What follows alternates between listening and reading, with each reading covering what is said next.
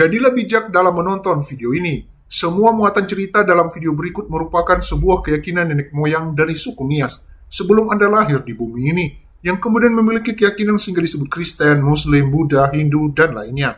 Di channel ini, kami tidak membuat sebuah deklarasi dan mengangkat satu teori yang paling benar.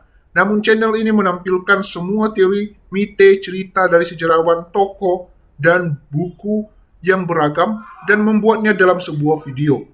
Jadi, channel ini memberikan pilihan atau kehendak bebas kepada viewer untuk menentukan sendiri mana yang dianggap benar menurut pemikirannya sebagai manusia yang merdeka. Sebelum masuk kepada video berikut, tekan terlebih dahulu tombol subscribe dan notifikasinya supaya Anda mendapat pemberitahuan ketika ada video terbaru dari channel ini. Gratis.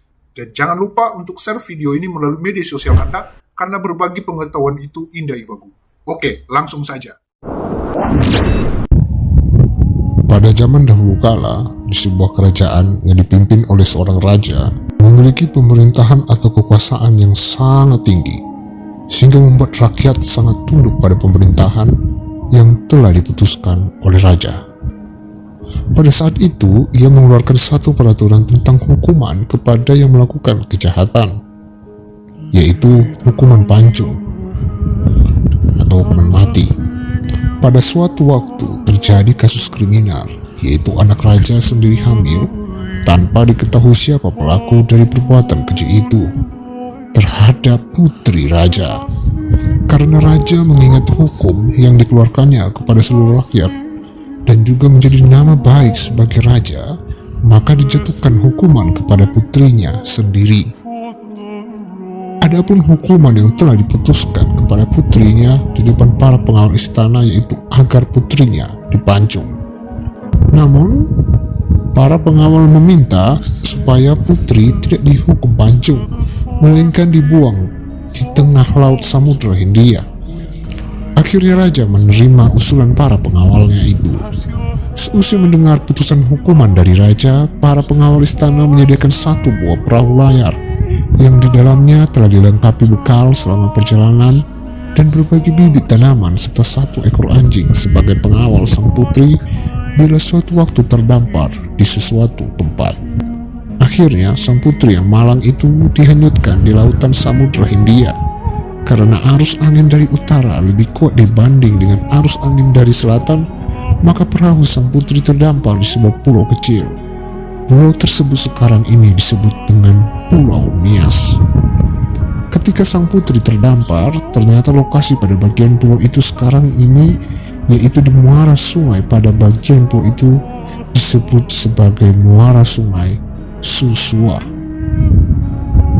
Di muara sungai itu sang putri melihat di sana sini, ternyata tak seorang pun manusia yang menghuni muara itu. Akhirnya dia memutuskan untuk pergi menuju hulu sungai dengan tujuan mencari daerah yang ada para penghuninya. Sesampai di tengah jalan menuju hulu sungai, sang putri melihat asap di sekitar lereng pegunungan dan dia berperasaan ada orang yang bisa membantunya.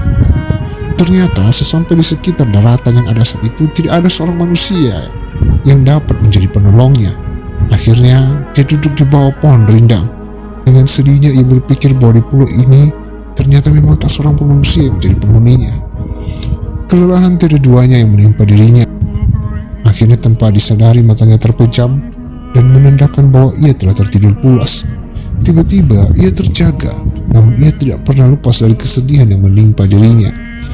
Dari tempat ia duduk dan dengan sedihnya memikirkan nasibnya, namun tak terasa air mata mengalir membasahi pipi yang sangat mulus itu. Dengan kegundahan hati yang amat dalam, akhirnya ia memutuskan bertekad untuk berdomisili di tempat itu. Hari berganti hari dan bulan berganti bulan. Tak terasa umur kandungannya telah sampai saatnya ia untuk melahirkan. Dan sebuah keajaiban sehingga ia melahirkan seorang anak laki-laki yang sangat manis dan lucu. Tahun demi tahun, anak laki-laki satu-satunya bagi sang putri beranjak menuju kedewasaan, dan pekerjaan mereka sehari-hari hanya bercocok tanam. Sewaktu-waktu sang putri berkata kepada anak tunggalnya, "Hai anakku, pergilah engkau mengelilingi pulau ini." Anaknya menjawab, "Ibunda, apa gerangan sehingga bunda menyuruh untuk mengelilingi pulau ini. Namun ibunya berkata, "Anakku, usiamu sudah beranjak dewasa. Akan tetapi pastilah engkau tidak mungkin hidup menyendiri, melainkan engkau menginginkan satu orang pendamping hidup. Untuk itu berangkatlah, dan cincin ini kuberikan kepadamu, menandakan bahwa bunda selalu bersamamu. Dan apabila di perjalanan engkau menemukan seseorang, kalau dia perempuan, pasangkanlah cincin ini di jari manisnya, dan jadikanlah ia sebagai istrimu.